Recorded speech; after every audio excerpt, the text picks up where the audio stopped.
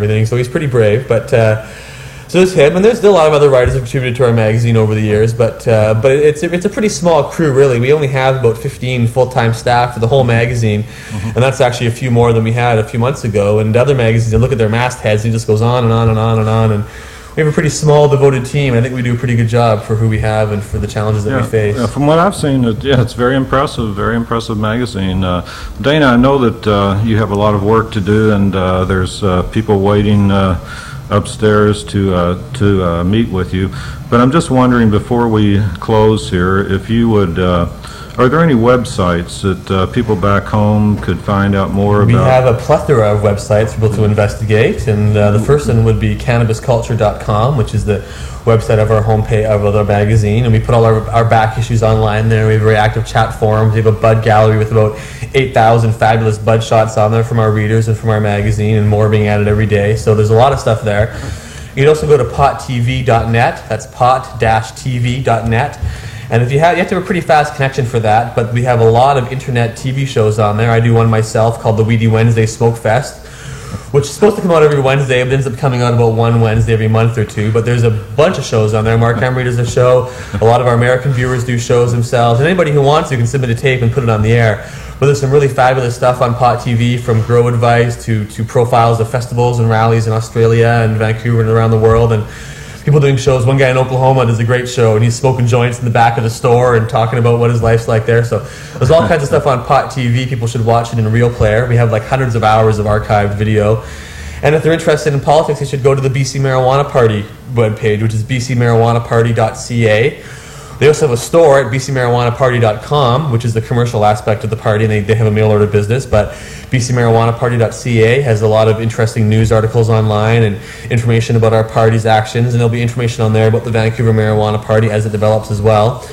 So those are three really good sites. And one more that I'd recommend that we don't run ourselves, but which is probably one of the most useful marijuana-related sites on the internet, and that's the Media Awareness Project. And their website's www.mapinc.org. And what they do, they have a team of volunteers around the world who gather any articles in the media on marijuana or drug policy or anything to do with drugs and cannabis, and they'll put them into their database. And they've got a huge database of about 5 years of articles. And if you want to find out what's going on, what's in the media, and if you want to be an armchair activist, an excellent way is to use their website and write letters to the editor. It only takes you a few minutes, and if you're clever, you can write up a template letter and send it to various places. And papers love getting letters from other parts of the world. It makes them feel as if their little paper in whatever hometown is being read all around the world. They can write letters. And it's a really efficient and good way to get information out there. It's free advertising. A letter to the editor doesn't cost you anything, but it would that advertising space can be quite valuable to get your message out. Even if they don't print your letter, having your letter in there makes it more likely for them to print someone else's letter with the same viewpoint.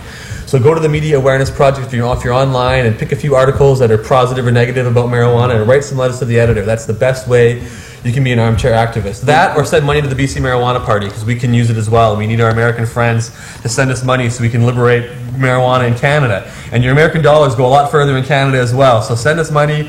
You don't get the tax-deductible deduction thing happening if you're an American, of course, but if you're from BC, we give you tax-deductible donation status. But we need your help, so write letters and send us money, and that's what you can do to help us out. Would you encourage Americans to come up and visit here also? I sure would. We got a definite number of Americans who have come up to live here, but a lot of them are reefer refugees who are people like Steve Cubby and Rene Boger, who are facing charges in the U.S. for medical marijuana, so they come to Canada. And there's many more who are not so high profile who come up here, but they don't get in the media, but they just hang out and do their thing.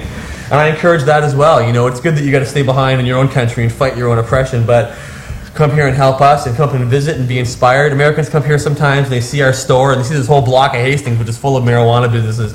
And some of them are moved to tears. I feel somebody's been a homosexual their whole life, can never tell anybody, and they come to a place where it's very open. I think it's the same thing. People smoke marijuana, they grow marijuana, they can't tell their children. Some of them don't tell their spouse that they grow marijuana or that they're involved in marijuana culture.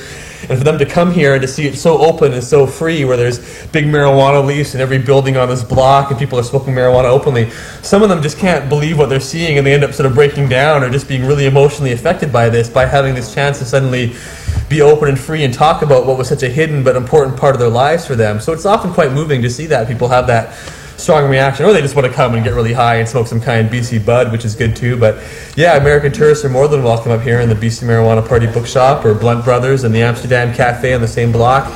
You know, we like tourists from all around the world, and if you take what you see here and then bring it back home and try to make this happen in your hometown, that's what we really want. We want BC marijuana parties or marijuana parties and cannabis cafes all across the world. We want, you know, there be a Kentucky marijuana party and a Kentucky cannabis cafe and one all over the place. And we'll help you too. If you get one going, talk to us and we'll try to set you up with some help, some information, some money, whatever we can do. You have to do the work, but if you get things going, we'll help you because we want to spread this marijuana message all around the world in every way we can. And that's really our mission. So we try to help people. There's a guy in Hawaii running with marijuana ticket right now. We're trying to help him and other people who are running that way in other countries, in Australia and England. We give them support. We really want to make this a truly worldwide revolution, which is why we're bringing the magazine to Germany, why we're trying to expand around the world. We really want, this is a global culture, and cannabis culture is a culture that's really international and truly international. I can go anywhere in the world and spark up a joint, and that sacred circle will form, and we'll have a lot of similar things in common. You know, the Bob Marley music will be there, and there'll be a lot of similar things in our culture that I think is really special about the marijuana culture and what makes it something that crosses all borders and all boundaries and really is truly international. We want this to be an international fight, an international cause, and to change this law all over the world on one spectacular day. Dana Larson, thank you so much for joining us on Louisville Late Night tonight.